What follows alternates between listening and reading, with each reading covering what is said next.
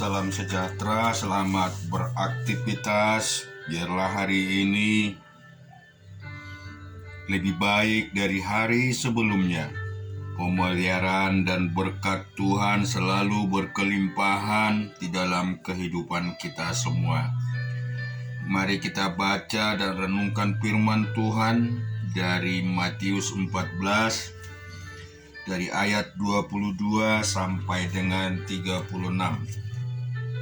Sesudah itu Yesus segera memerintahkan murid-muridnya naik ke perahu dan mendahulinya ke seberang. Sementara itu ia menyuruh orang banyak pulang. Dan setelah orang banyak itu disuruhnya pulang, Yesus naik ke atas bukit untuk berdoa seorang diri. Ketika hari sudah malam, ia sendirian di situ. Perahu murid-muridnya sudah beberapa mil jauhnya dari pantai dan diombang-ambingkan gelombang karena angin sakal.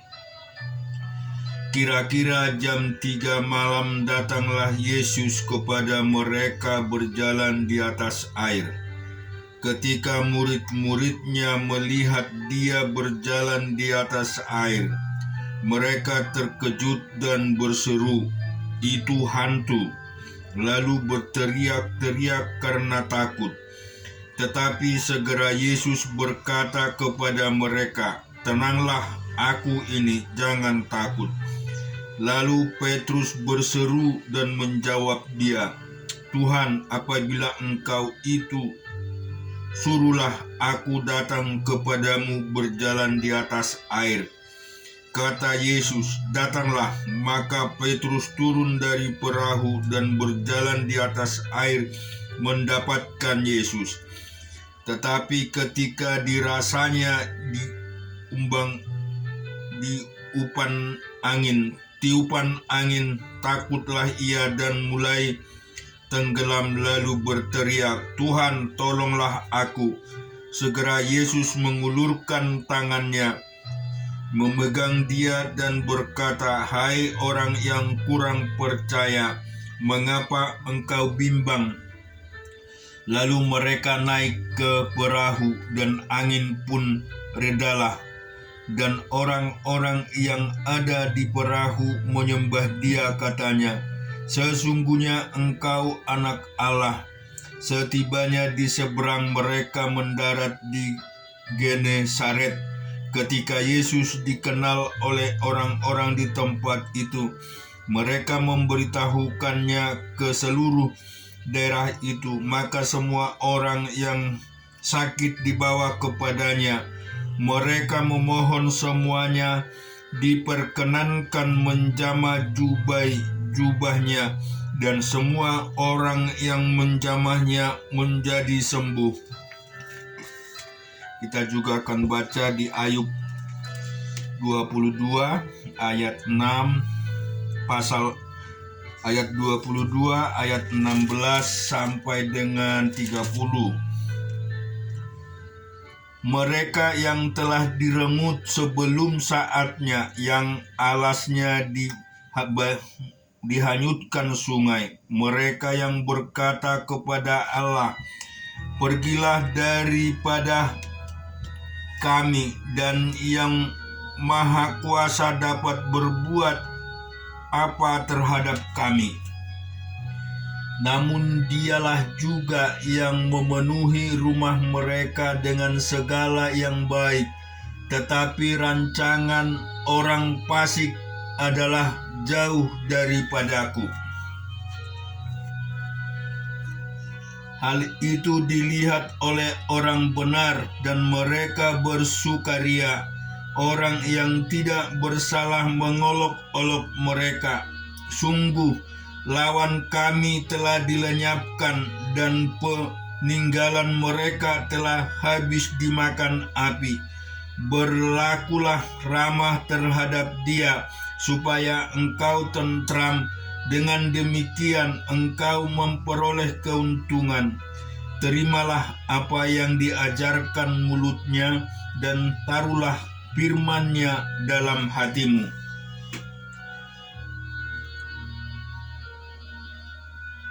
apabila engkau bertobat kepada Yang Maha Kuasa dan merendahkan diri, apabila engkau menjauhkan kecurangan dari dalam kemahmu, membuang biji emas ke dalam debu, emas Ofir ke tengah batu-batu sungai, dan apabila Yang Maha Kuasa menjadi timbunan emasmu dan kekayaan perakmu, maka sungguh-sungguh engkau akan bersenang-senang karena Yang Maha Kuasa dan akan mengadah kepada Allah. Jikalau engkau berdoa kepadanya, Ia akan mengabulkan doamu dan engkau akan membayar nasarmu. Apabila engkau memutuskan berbuat sesuatu, maka akan tercapai maksudmu dan cahaya terang menyinari jalan-jalanmu. Karena Allah merendahkan orang yang angkuh, tetapi menyelamatkan orang yang menundukkan kepala. Orang yang tidak bersalah diluputkannya, engkau luput karena kebersihan tanganmu. Kita juga akan baca di dalam Hakim-Hakim 16 ayat 1-22. Pada suatu kali ketika Simson pergi ke Gaza, dilihatnya di sana seorang perempuan sundal lalu menghampiri dia. Ketika diberitahukan kepada orang-orang Gaza, Simon telah datang ke sini, maka mereka mengepung tempat itu dan siap menghadang dia semalam-malaman itu di pintu gerbang kota. Tetapi semalam-malaman itu mereka tidak membuat apa-apa, karena pikirnya, nanti pada waktu fajar kita akan membunuh dia. Tetapi Simson tidur di situ sampai tengah malam. Pada waktu tengah malam bangunlah ia, dipegangnya kedua daun pintu gerbang kota itu dan kedua tiang pintu. Dicabutnyalah semua beserta palangnya, diletakkannya di atas kedua bahunya, lalu semuanya itu diangkatnya ke puncak gunung yang berhadapan dengan Hebron. Sesudah itu Simson jatuh cinta kepada seorang perempuan dari lembah Sorek yang namanya Delila. Lalu datanglah raja-raja kota orang Filistin kepada perempuan itu sambil berkata, "Cobalah bujuk dia untuk mengetahui karena apakah kekuatannya demikian besar, dan dengan apakah kami dapat mengalahkan dia dan mengingat dia untuk menundukkannya. Maka kami masing-masing akan memberikan 1.100 uang perak kepadamu." Lalu berkatalah Delila kepada Simson, "Ceritakanlah kiranya kepadaku, karena apakah kekuatanmu demikian besar, dan dengan apakah engkau harus diikat untuk ditundukkan?" Jawab Simson kepadanya, "Jika aku diikat dengan 7 tali busur yang baru, yang belum kering, maka aku akan menjadi lemah dan menjadi seperti orang lain manapun juga." Lalu raja-raja kota orang Filistin membawa 7 tali busur yang baru yang belum kering kepada perempuan itu, dan ia mengikat Simson dengan tali-tali itu. Sedang dia di kamarnya ada orang bersiap-siap.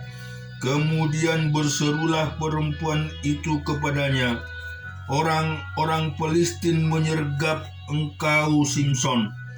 Tetapi ia memutuskan tali busur itu seperti tali rami yang terbakar putus, apabila karena api, dan tidaklah ketahuan di mana duduk kekuatannya itu. Kemudian berkatalah Delila kepada Simson, "Sesungguhnya engkau telah mempermain-mainkan dan membohongi aku. Sekarang ceritakanlah kiranya kepadaku dengan apa engkau dapat diikat." Jawabnya kepadanya, "Jika aku diikat erat-erat dengan tali baru yang belum terpakai untuk pekerjaan apapun, maka aku akan menjadi lemah dan menjadi seperti orang lain manapun juga." Kemudian Delila mengambil tali baru, diikrarkannya dia dengan tali-tali itu, dan berseru kepadanya, "Orang-orang Filistin menyergap engkau, Simson. Di kamar ada orang bersiap-siap." Tetapi tali-tali itu diputuskan tanggal dari tangannya seperti benang saja. Berkatalah Delila kepada Simson, "Sampai sekarang engkau telah mempermain-mainkan dan membohongi aku. Ceritakanlah kepadaku dengan apakah engkau dapat diikat." Jawabnya kepadanya, "Kalau engkau menenun ketujuh rambut jalinku bersama-sama dengan lungsing, lalu mengokohkannya dengan patok, maka aku akan menjadi lemah dan menjadi seperti orang lain manapun juga."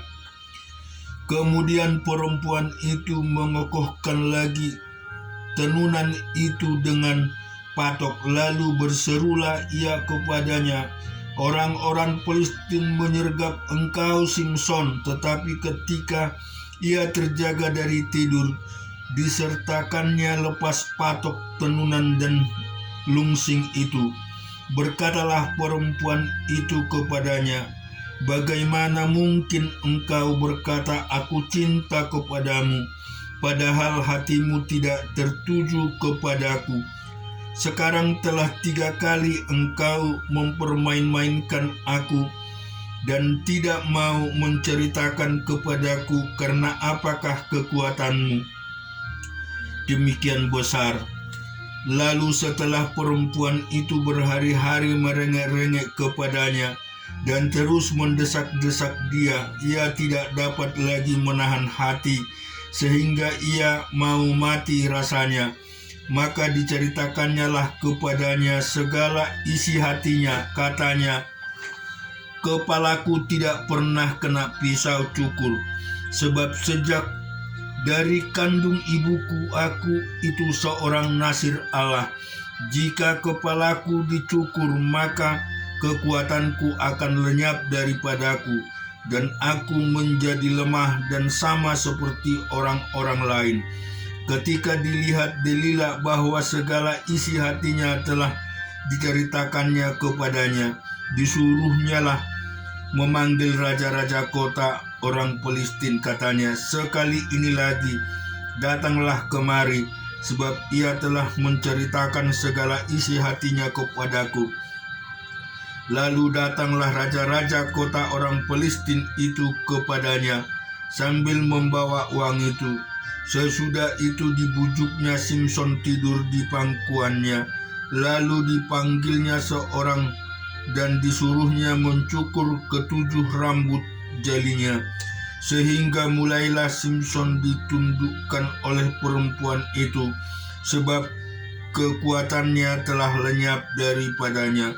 Lalu berserulah perempuan itu, "Orang Filistin menyergap engkau, Simson."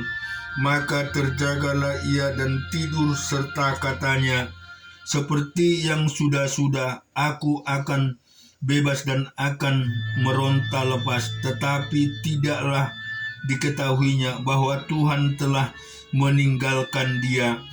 Orang Filistin itu menangkap dia, mencungkil kedua matanya dan membawanya ke Gaza.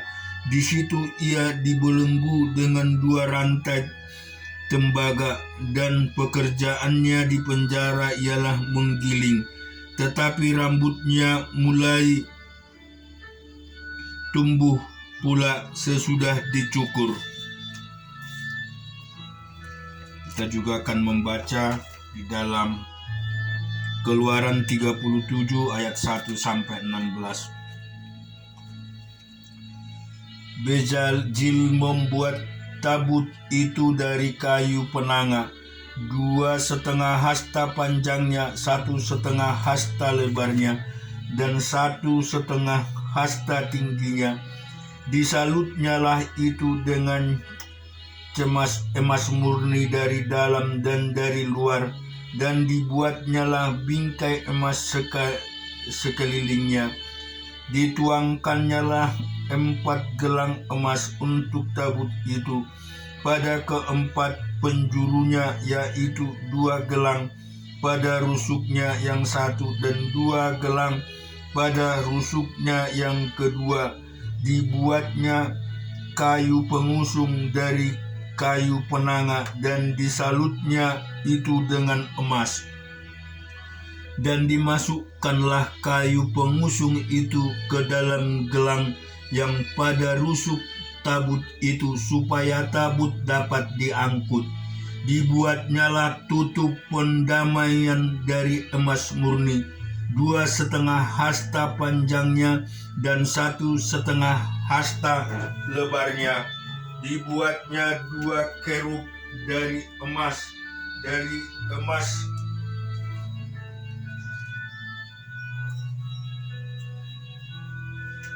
emas tampaan. Dibuatnya itu pada kedua ujung tutup pendamaian itu, 1 kerub pada ujung sebelah sini dan 1 kerub pada ujung sebelah sana. Seiras dengan tutup pendamaian itu, dibuatnya kerub itu pada kedua ujungnya. Kerub-kerub itu mengembangkan kedua sayapnya ke atas, sayap-sayapnya menudungi tutup pendamaian itu, dan mukanya menghadap kepada masing-masing kepada tutup pendamaian itulah menghadap murka kerub-kerub itu.